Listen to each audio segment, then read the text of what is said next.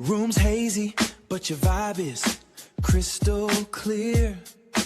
Got you thinking about Jackal, baby, cause he's right here. You tune right into the podcast, ain't no doubt. The Ealer Frequency Podcast is what it's all about. Eternal love always.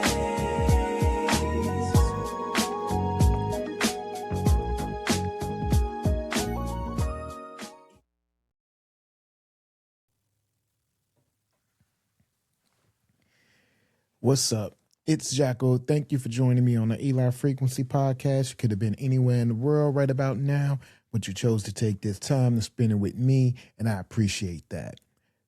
So as not to waste your time, let's get to it. What are we talking about?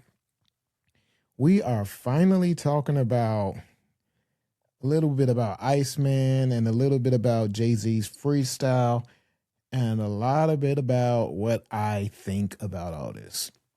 I know y'all be feeling like some of my podcasts be long. Y'all be like, can we just get to it? Can you just say? Nobody said that, but I'm sure some of y'all be feeling like that. But I just be having to say what I got to say, man. And I'm going to keep talking until I get it out. That was the whole purpose of me creating a podcast. So if your attention span is not that long, feel free to hop on somebody's channel who take 2 or 3 minutes to get their feelings out. But if you come in here, you come into a space where I'm going to say whatever I feel, however long it takes to say it, and it is what it is. Now, I want to address something. I want to address the fact that I'm tired of people calling people who don't maybe like or agree with some people's music haters. Why do I or anybody else have to be a hater if you don't like somebody's music? Maybe it's not your thing. Let me give you an example. Because I was and am a Tupac fan, and Tupac is number one for me, and everybody else is after that, I couldn't listen to Jay-Z when he first came out because of Tupac, right? And at that point, you could have called me a hater. Now, that would be the classic definition of a hater. Because I like Tupac, I can't listen to Jay-Z. But here's what happened. I listened to Jay-Z anyway once Tupac passed, and then Jay-Z convinced me to like Jay-Z's music. You know how he did that? By rapping, right? Okay. And I started to really like what he was saying, like how he flowed, like how he matured with every song or every album. And I respected that because that's the type of music I like, and that's the type of music I respect and understand. So Jay-Z made me like him, whether I wanted to or not. Now, can you call me a hater? No, because the proof was in the music for me. And I couldn't hate. I had to appreciate it. I had to respect it. Now, with that being said, Drake, I was a huge fan of Drake when he came out with Forever and all those early songs. Loved it. Loved it. That was right. Like, I couldn't really tell when he first came out with Forever and all that stuff, whether it was him rapping, Kanye West, because like everybody sounded similar a little bit in that era. And so I appreciated all of it, you know, and so I loved his songs back then. You know, those are some of my favorite songs of all time. Not just his, but he was amongst those. Like probably about 4 songs that he had out about that time. So I loved it. But then as time moved on and time passed, I stopped liking his music because I didn't hear growth in his music. Every album, every song, he's talking about the same stuff. There's no elevation. There's no elevation in in his word usage, in how he sits in the pocket. And when there was a difference in how he sat in the pocket, it was always coming from someone else. You know what I mean? Like Big Sean or whoever he was rapping with. I started to notice that he was pretending that he had a different style or flow pattern, but it was really somebody else's flow pattern that he would imitate, and he would steal their style because he was the bigger artist. And that's where I lost respect for him. He tries to make it seem like he's helping out these smaller artists, and he's fooling you, because what he's doing is he's taking their style but putting them on his songs to make it seem like it's a collaboration. And from that moment on, he can use somebody else's style and nobody will think anything of it, because you'll say, no, they cool. They was on the same song. It's both of their style. You like Debo. No, that's both 5 Bike. He just take it home with him though. Drake is a biter. He bites people's style. He's a colonizer. He gets people who are hot in their city or regional or whatever, and he puts them on a song and steals their style and then uses it as his own. It's exactly what he does. And he has fooled people. All of us, he did the exact same thing that Eminem did, except Eminem is a far better MC than he is. Think about it. When Eminem came out, he was great. He was excellent as an MC. Only issue he had was riding a beat. He couldn't ride a beat. He knew he was flawless with his word play, but he didn't know how to ride a beat. He'll tell you that. But then he learned how to do that. He learned how to manipulate words even better. His patterns and his knowledge has grown because he loves hip hop so much. The wording that he uses is different. Everything has evolved with Eminem, including the topics he raps about. It has all evolved. What I didn't like about Eminem during that time was that he went from a rapper who was open to say that he got bullied in high school and talking about D'Angelo Bailey and all that. I love that. He was open enough to do that.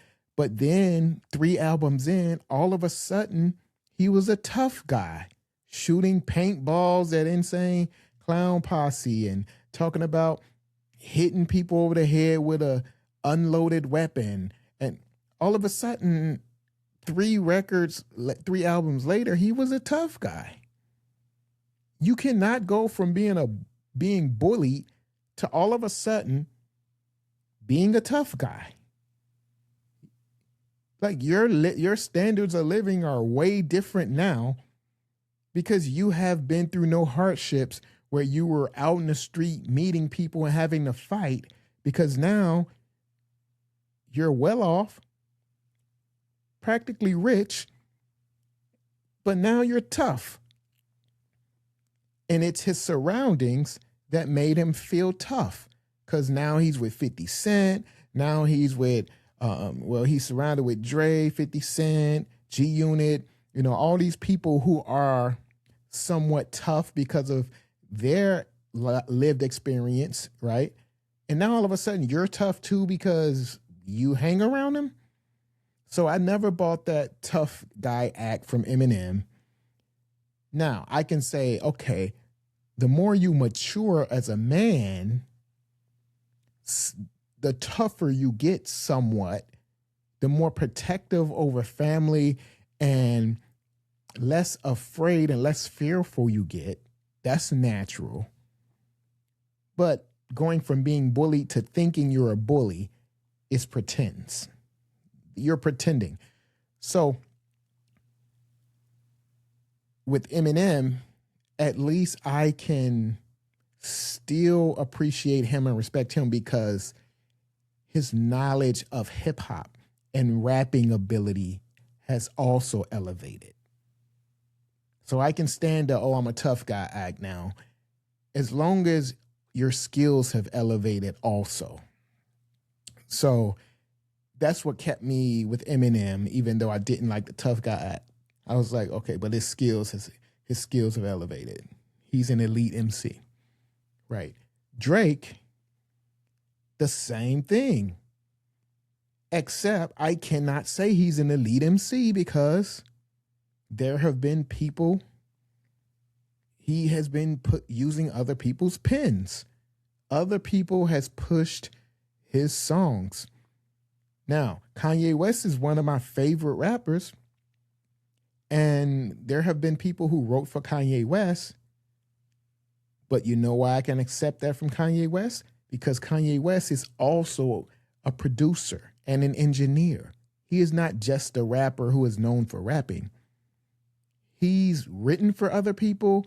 He's produced for other people. He's engineered for other people. So I can accept him having a group of people come in to make the best album because he's transcended just being an artist. You know what I'm saying? I don't look at Kanye West, you better have the best bars, because he's way more than that. He has likely produced the song, engineered the song, and wrote part of the song. So my expectations for him is way different than it is for a Lupe Fiasco. Or Drake. Drake doesn't do anything except write raps. That's it. So for him to have people to help him write raps, when that's all you do, your whole job is to write raps.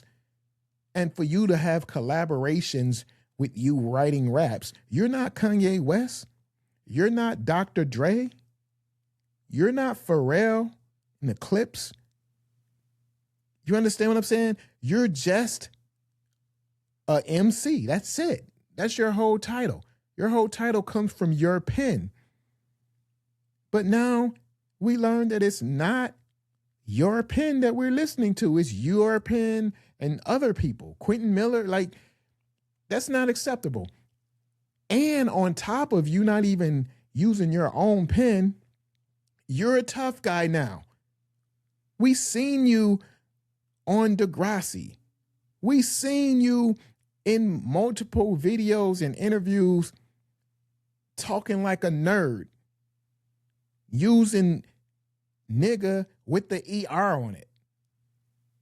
You're a Jewish kid who came up in a nice little family, like the goddamn Brady Bunch or the Partridge Family. You did not come from any streets. That's fine.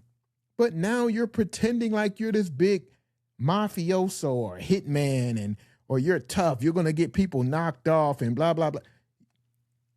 Sir, you are a nerd. You ain't like that. They not like us. Just because you've surrounded yourself with some people who have that lived experience, that's that Eminem effect. You think you're that. But you have none of that in your background. And the thing that pisses me off is that because he has money, he's fooled all of these so-called street niggas or tough guys or tough people. He's fooled all of them because he has money. They'll make him the exception. That's why I don't listen to a lot of today's rap, because a lot of today's rappers are just like him. It's all fake. None of it comes from a real place. So why just talk about the streets when you didn't come from it? Why don't you talk about other things that you really did come from? Your Jewish heritage, your Jewish upbringing. Why not talk about that? Why not bring that into the limelight? You talk about DJ Khaled and him not standing up or saying anything. You are the same.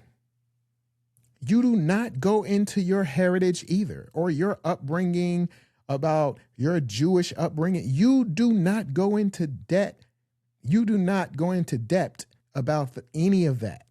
You skim the surface. You're the same. You talked about Kendrick Lamar having bots. It's been proven that your rollout has done the exact same thing. Those views went away after a day. 100 million.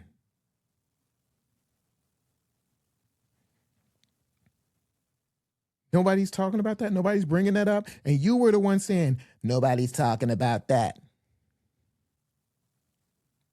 This is why I don't like Drake. It's not hate.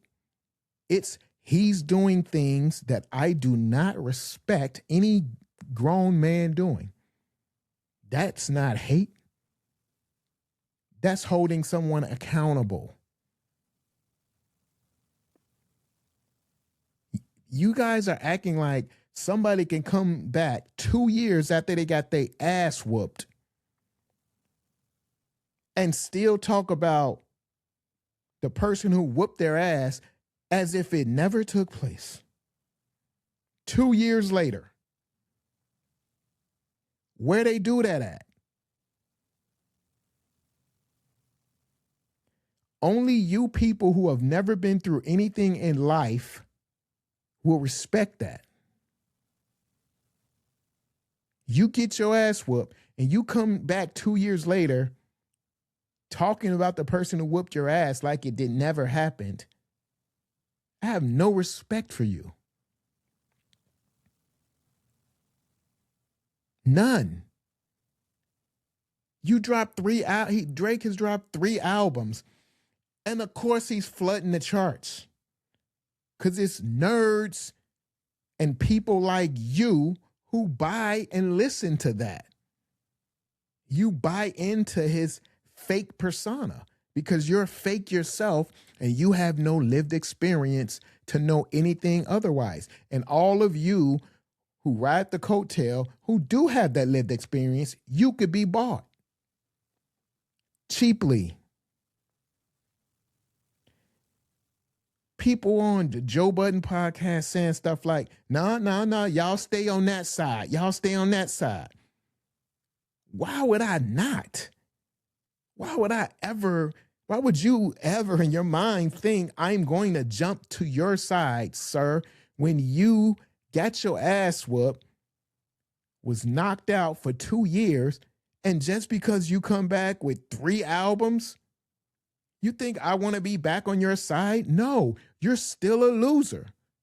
You still got your ass whooped. I don't care how many people like your music, bought your songs, you still got your ass whooped, and I will never respect you. Kendrick said it before already 2 years ago. Just keep making music I can dance to. Stop trying to be tough. Because that ain't you. And I can never respect you or the music you put out because you're selling something that you're not. When I liked you, you were selling something that was you. I don't like you now because you're selling something you're not. You're selling a facade. You're selling a lie. And I have no respect for it or you. You're 40, 39, 40. Grow up. Talk about real life things. Talk about things that you should be really caring about right about now. Talk about the growth. People saying, well, he's talking about this and he's talking about it's showing growth and maturity. Joe Budden could be bought, obviously. Joe Budden is also starting to act different. This is how niggas get, some niggas, when they get some change and they start feeling like they on another level. Joe Budden is starting to become one of them niggas. Maybe he just be podding, but I don't think that's what it is. I think he's really becoming one of them niggas who think he's a better man because of his bank account. This is the same nigga that got punched in the face by one of the members of the Wu-Tang Clan and had an ice pack on his face, smoking a cigarette in a hotel room, acting tough after he just got punched in the face, chasing some kids up the street who came to his house. It's that same nigga thinking he better than everybody else because he got money now. Niggas, man. Some of you niggas. So these are my thoughts, man. These are my thoughts on this shit. Like, and it's real thoughts. It has nothing to do with hate. This is my real thoughts. I don't respect a man who doesn't act like a man. And this is Drake. Congratulations, your song #1. You have more number ones than Michael Jackson, and congratulations, man. I mean, it's evident that it's easier to get #1s in today's day and age than it was back then. Back then, the radios had to choose and determine and play the music. Now it's just really 3 places you have to impress to become #1. And once you have a relationship with them, is it really hard? You had to build a relationship with every radio station across the country back then when Michael Jackson was doing music. Now it's just 3 places you have to impress to have a #1 album. Like, that's not hard. If you got the relationships, okay, there you go. But you know what? How about when you have to get people who may or may not like you to vote on your music? How does stuff like that happen? Let's say like the Grammys. Okay, you got how many #1s? Wow, impressive. How many Grammys you got? That's when people really listen to your music and make decisions on if it's worthy, if it's special, if it's better than everything else. They get in a room and they judge the music. Or they vote on the music. How many Grammys do you have, sir? You're talking about #1s. Spotify and Apple can make you #1 on the billboards. Spotify and Apple.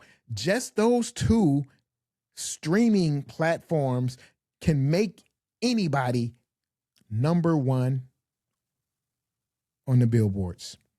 It's a fact. It's not the other way around. The billboard don't determine who's #1. Spotify and Apple can make anybody #1. As long as you have a relationship with those 2 platforms, you can be #1 every time you come out. Nobody's going in the store buying your albums. But okay, let's talk about the quality of music. The Grammy goes to the person, the highest, the most influential. How many Grammys do you have, sir? Compare your Grammys to Michael Jackson's Grammys. Compare your Grammys to Kendrick Lamar's Grammys. Compare your Grammys to Jay-Z's Grammys. These are the people that you're comparing yourself to. So let's stop talking about number ones because we know that's manufactured, right? Grammys can be somewhat manufactured as well. But it's harder to manufacture the Grammys than it is to become number one. Just because you're number one doesn't necessarily mean you're going to get the Grammy.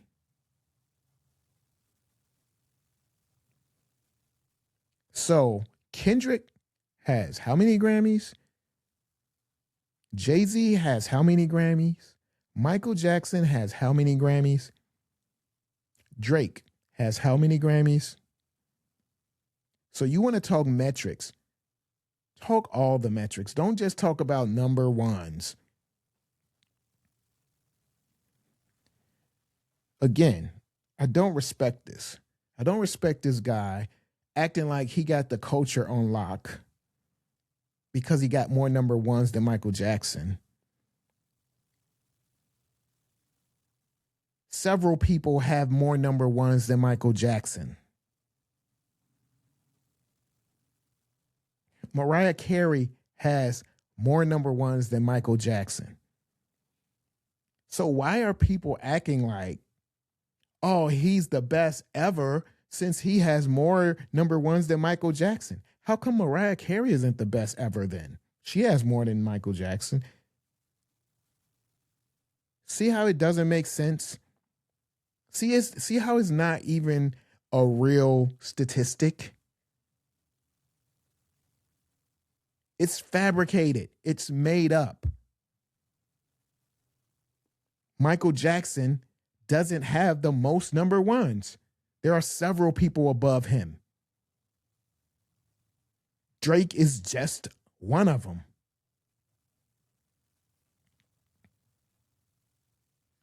Now count your Grammys. Get your Grammys out of the room and put them up. Count those. You have one metric. Cool.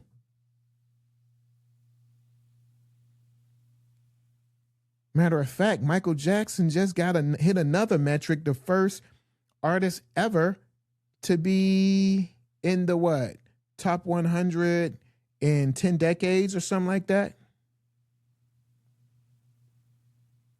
You beat that metric too? Nah? All right. Anybody can grab a metric that they're beating somebody at. Now, the freestyle. Did I like the freestyle? It was cool. I mean, I had to listen to like the Joe Budden podcast and some other people on YouTube talk about like decipher it. And I mean, it was cool. I don't really care that much, to be honest, but it was cool. He said what he needed to say. I don't have a thought on it one way or the other. He did what he needed to do, addressed what he needed to address. All right, cool. Do your thing. It did what it needed to do. It got him viral. Because that's what everything's all about now, right? Being viral. Like the internet's getting sick, man. Like that's all that means something in the world today is viral, virality, going viral. Like it's becoming a world that I can no longer relate to or don't even want to relate to. When you're talking about who's going viral, who's got more number ones on the charts, my guy, You're not a better person than any of the dudes you're claiming to be better than. You're talking about music. I'm talking about culturally speaking. You're not better than Michael Jackson. Culturally speaking, you're not better than Kendrick Lamar. Culturally speaking, you're not better than any of these guys. What's up, man? My bad, I didn't know you was Nigga, I answered. What's up? I'm working and I kind of needed your help, but it looked like you kind of occupied. What, nigga? So I'm struggling putting these panels up, putting the panels on here. What is that? It's gazebo. That's your who house is that? I'm right down the street from your house. Why? Like literally, putting this gazebo up. Why you doing that? Oh, because I'm getting paid to do it. Nigga, how you getting paid to do something you obviously don't look like you know how to do? What do you mean? You calling me, asking me for help. Well, no, I did good all the way up to this part. Nigga, you just got the frame up. Yeah. That was the hardest part. I'm struggling. That's the easiest part. What you? It's not. If it was easy, nigga, I'd get it. Nigga, I put up several of those. How you gonna tell me what's the easiest part? So if it's so easy, nigga, why you on my phone? I didn't say it was easy. I said putting up the frame was. All right, I'll talk to you later, man. I'll talk to you later, dude. I'll figure it out. What's wrong, man? Nothing, I'll figure it out. You ain't giving me no help right now, and I'm getting kind of frustrated. You ain't asked me nothing. I just did. Let me see that. Yeah. Is there a look on the YouTube and put this brand up on the YouTube and see and look at the panels on there?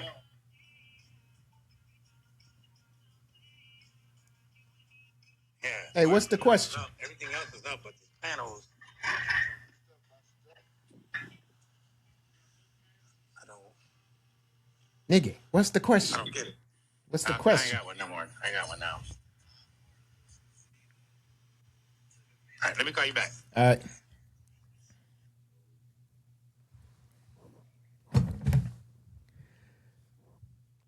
So that's my man, Dre, being all sensitive and shit because he can't figure out how to put these panels on gazebo. And he called it easy. And I said, why you on my phone if it's so easy?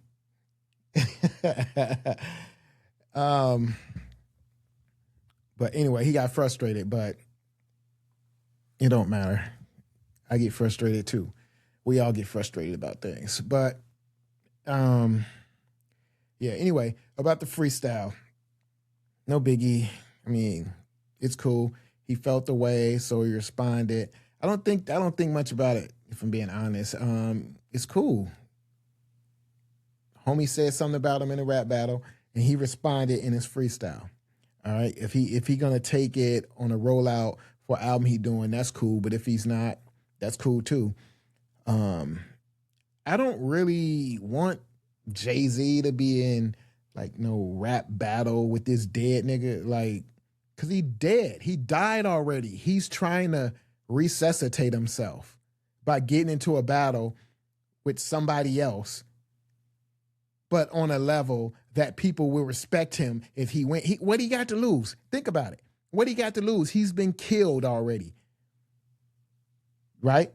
Think about it. He has nothing to lose. He got all these fans. Let me say the real word because I want to express how I feel. He has all these fanatics that don't care or that won't consider him losing if he loses. He was just murdered by Kendrick Lamar musically and had to take 2 years off. And these his fanatics act as if it didn't happen. So if Jay-Z does the exact same thing, his fanatics will act as if it didn't happen. So it's a lose-lose. Jay-Z has nothing to gain by doing something, anything musically against this chump. Nothing. So doing a freestyle was a perfect way to answer this bum. And if I was him, I'd leave it there or do some shots, subliminals in some songs or whatever if he wanted to do that. But I wouldn't directly go at this clown because you see he can be destroyed and his fanatics don't care. And you don't have the same people behind you. You have people that really listen to lyrics. You have people that really listens to the music and make a determination on who's better. So if you lose as Jay-Z and you're not better, we will actually say you weren't better. Because we're not fanatics. We're connoisseurs of good music. That's what I would say I am.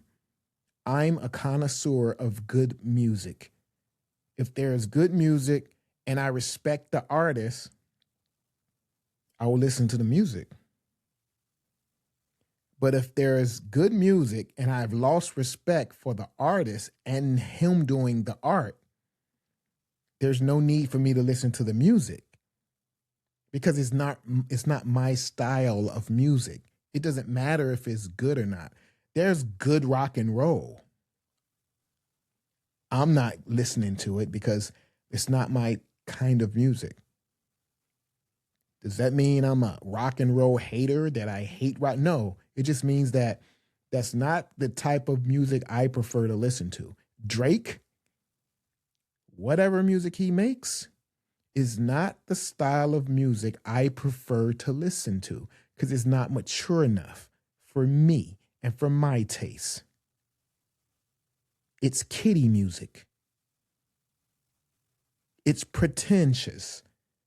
It's him rapping about and pretending to be something that he wants to be, that he is not.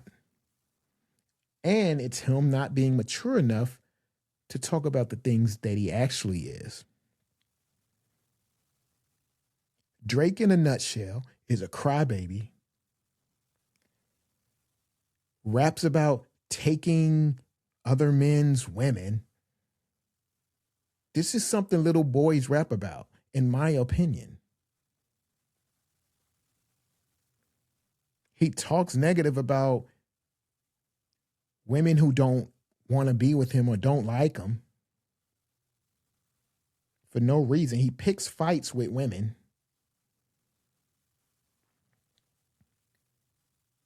What's there to like about him for a man like me? I'm a mature, adult, married man. Why would I like Drake? Why would I like Drake, number one, as a person? Why would I like Drake's music, number two? What does it have to offer me as an adult, mature, married man? What does Drake's music have to offer me? What can it teach me? He's rapping and singing about shit I done did 10, 15 years ago. I'm past that. That's not hate. That's me realizing where I'm at in life and what I would like to be the soundtrack to that space. Drake was the soundtrack to my life 15, 20 years ago. Drake is the soundtrack to his life 10 years ago. When Drake was 30, he could have been listening to the music he's making now. He's 40. Where's the 40-year-old mature music that a 40-year-old should be listening to? Drake is too old for his own music.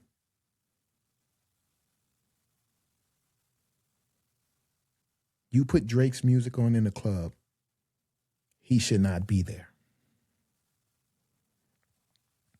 So my thoughts, my opinions. So as far as Drake goes, what I have to say is, Get the fuck out of here. Get the fuck out of here. Get the fuck out of here, man. Ready? Are you ready? Get the fuck out of here, man. Get the fuck out of here, man. Get the fuck out of here, man. Get the fuck out of here, man. so that's what I got to say about Drake and his music. So until next time, this is Jackal baby for the Eli Frequency Podcast. I love you and keep this in mind. Ooh, the Eli Frequency, yeah. Got that eternal love on the line. Yeah, the vibe is feeling so right. Welcome to the Eli Frequency Podcast. Turn the world down, tune in your soul now. Eli, oh Eli, the Eli Frequency Podcast. Kia on the vibe.